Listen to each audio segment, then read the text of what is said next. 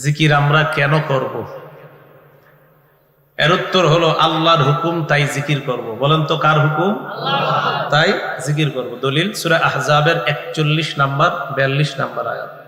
আল্লাহ বলেন, আউযু বিল্লাহি মিনাশ শাইতানির রাজীম, ইয়া আইয়ুহাল্লাযীনা আমানু যকুরুল্লাহা যিকরান কাসীরা ওয়াসাব্বিহুহু বুকরাতাও ওয়া আসীলা।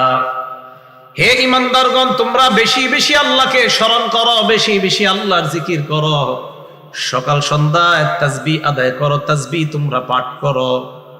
তাহলে আল্লাহর হুকুম, তাই জিকির করা। তিরমিজি শরীফের 3590 নাম্বার হাদিসের বর্ণনাটা শোনার আগে একটা আমল করেন আমার সাথে, ইখলাসের সাথে পড়েন, লা ইলাহা ইল্লাল্লাহ। পড়েন তো। মনে হয় নাই দিল থেকে, আমারও হয় নাই, আবার দিল থেকে, লা ইলাহা ইল্লাল্লাহ। পড়ছেন তো দিল থেকে?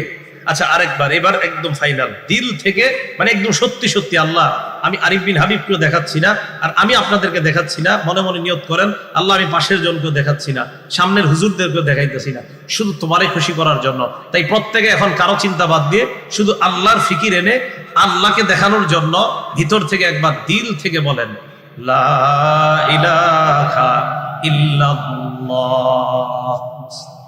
এই যে বলছেন না, দেখেন কি কয়, ক্বালা রাসূলুল্লাহ সাল্লাল্লাহু আলাইহি ওয়াসাল্লাম, আল্লাহ নবী বলেন, মা ক্বালা আব্দুল্লাহ ইলাহা ইল্লাল্লাহ কাত্তু মুখলিসান, কোন বান্দা যদি একবার ইখলাসের সাথে পড়ে লা ইলাহা ইল্লাল্লাহ, ইল্লা ফুতিহাত লাহু আবওয়াবুস সামাই হাত্তা তুফজিয়া ইলাল আরশ।